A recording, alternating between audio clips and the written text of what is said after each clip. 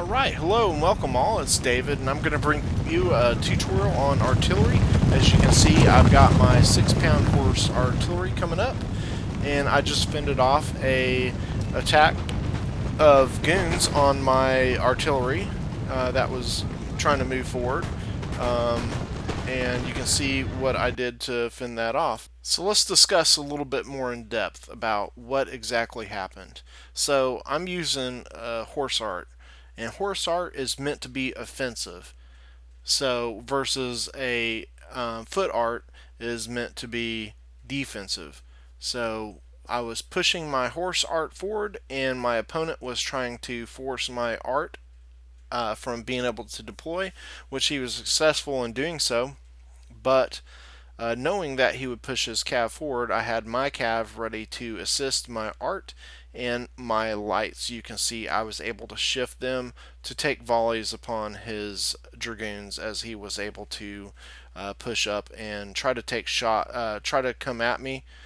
Difference is my art, if he gets close to it, he has to melee my art to kill it.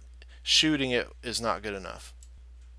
So I have basically forced my opponent into a situation where he was able to lose a valuable unit in his light dragoon, and also lost some others on one of his other units. He came with 5 light dragoons. Now I'm going to be able to achieve the original goal that I intended, was to put my artillery up on the top of the hill on the flank.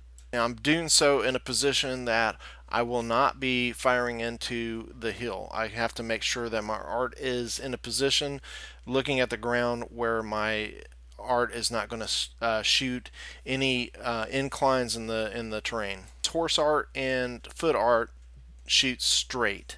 This is housers and mortars which lob over. Now in this, I'm going to be using shrapnel shot with my horse art. And I can also use canister. In this game, I don't actually need canister. I only use shrapnel shot. My other flank in the center of the field, I'll be setting up my howitzer behind my lines. Enemy is setting up both of his howitzers in the center, directly in the center of his lines. My art is on the flank so that I can assist myself and also my ally. So from this view, you can see what I'm talking about with the hills. I've got to push forward still, because my art, if I set right there, my artillery will still be hitting the ground. And right here, let's pause this and talk about this. So you can see my artillery fire. I was targeting a group of very condensed units. See how tightly compact they are. These make prime targets for your artillery. You can see the amount of damage I did on one volley of my artillery using the quicklime shot. And also use explosive shells with the howitzer to also provide plenty of damage, but quicklime in this case is going to strafe all the way down their line, versus explosive shell just hits at one spot.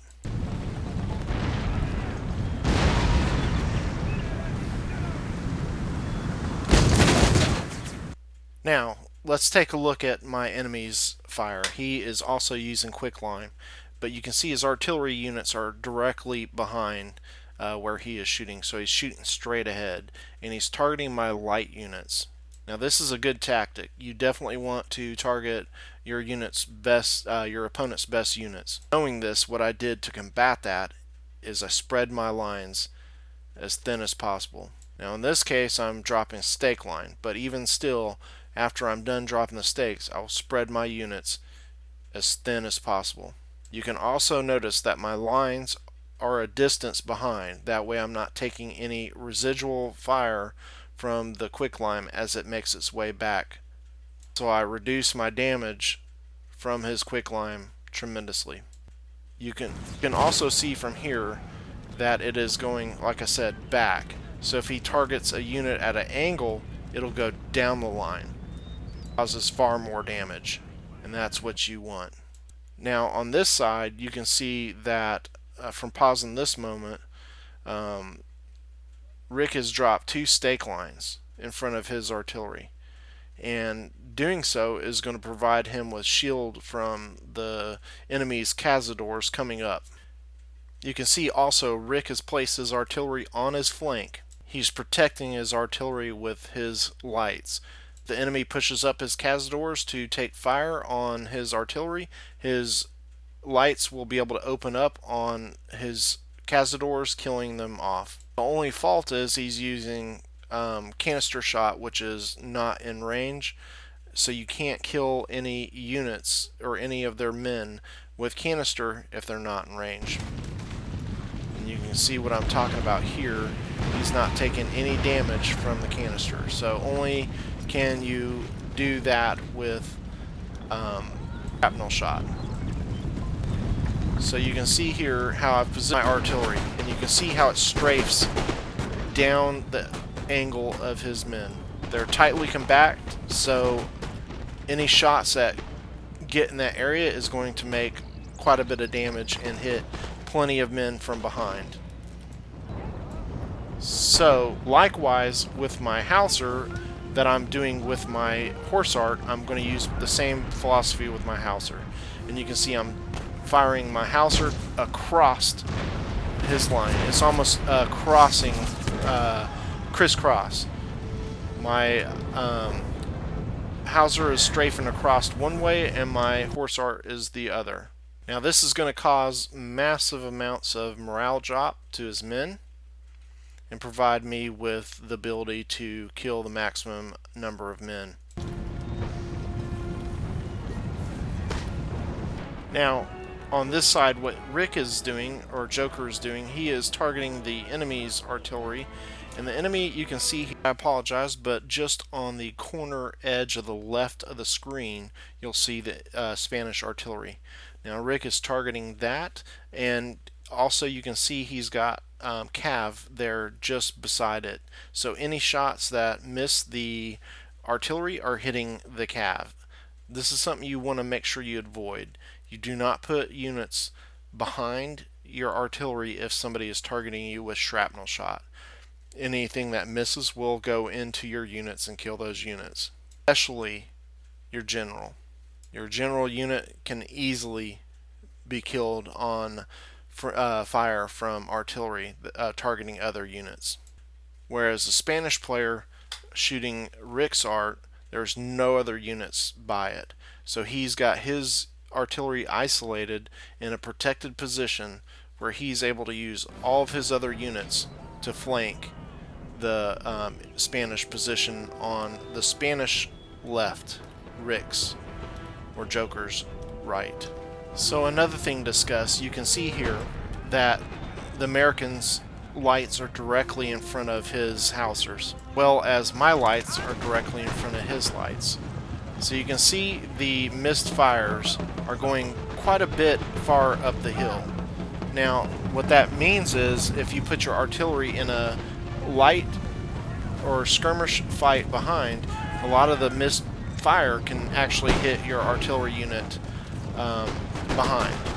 So you could actually lose some of your men by fighting a skirmish battle in front of your artillery. Okay, so now's about the time that I'm going to make a push on my opponent's artillery, as well as the Spanish player is going to make a push on Rick's artillery on the flank as well. Now both of us actually do the same thing, and we were both able to take out our opponent's artillery, and unfortunately both of us make a mistake in doing this. Spanish player is going to use 2 cazadors and a line to push to be able to just take out that artillery. Problem being is he's going to lose, like I said, that line that pushes, and both his cazadors are going to get ate up by his Ferguson rifles sitting there waiting on that trap. All the while on the other flank he's getting shot up by Rick's goons. Now my hussars are able to get into his artillery and take out my opponent's artillery and knock them off their artillery units, and I am going to actually get into the long rifles behind, and I'm going to try and run down the hill and then behind my guy's line. Unfortunately the timing is off and I'm going to lose all my hussars, and unfortunately I'm not going to take out, I think I might take out one of his long rifles for a little bit where it wavers, but actually it's pretty much a failed attempt. because I could have used those hussars later. The difference is that I'm the one pushing the flank versus my opponent. So it's not a complete loss as it is on the Spanish player side, because you can see he's completely flanked over here, and he could have used those units to at least hold off longer, because now this is going to free up Rick if he needed to help me on my flank. So you can see here the last line, after it took out the art, it was only able to touch Rick's line. I don't even think it caused any damage before it routes. So his line basically was sacrificed, and his 2 lights, to take out the artillery. On my side, I sacrificed 2 hussars to take out his both of his artillery and some of his lights, not even that much.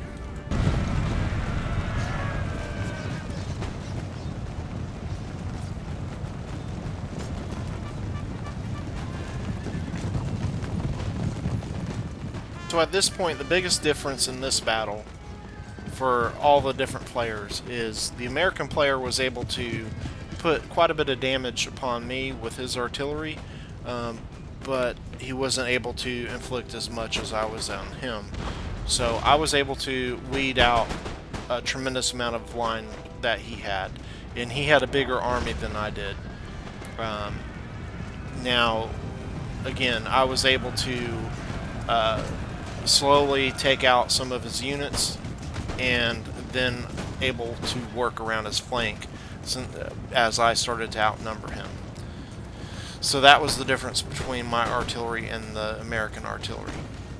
Now, on the opposite flank, the difference was that Rick used his artillery almost more as a trap for the Spanish player. The Spanish player sacrificed several units that he could not afford, and he was only able to put damage upon 2 units with his artillery, and those 2 units were Rick's artillery. So basically his artillery was a wash for Rick's, whereas with Rick or Joker, he was able to use his artillery to put damage upon the Spanish opponent's artillery, and also cav units behind. So the moral of the story is, make sure you don't have your general or your cav units behind, or any other units in the vicinity of your units that the enemy artillery is focusing on. Now, that being said, you don't want to be so far out of the way that you can't support those units to where they take fire from other units without protection. Such as, you don't want to put your lights too far up that you can't support them to where enemy cav can reach them and take them out. So hopefully this helps a little bit and helps you to be able to utilize artillery a little more effectively. Definitely artillery takes time and patience, because if you're under fire from enemy artillery, it's easy to want to focus only on their artillery to take it out. And you've got to fight that urge, because the enemy can have traps laid for you, as they're obviously going to be expecting you going for their artillery. So you have to choose the right moments to go after their artillery. And if you sacrifice units, you need to make sure that they're units that you can live without. Definitely not crucial units that can cost you the game. Because the last opponent to have his artillery on the field, well, I have one, but the Spanish player has both of his, and he is being completely wrapped up, and his artillery is not even effective at this point. So anyways, that kind of wraps up what the discussion was on the artillery. So hope you like and subscribe. This was very fun to give my explanation on artillery. Of course, I'm not the best. This is only my opinion, so take it for what it is. I'm just trying to help whoever I can help. So Thanks again, everyone. Please like and subscribe, and we'll see you on the next video.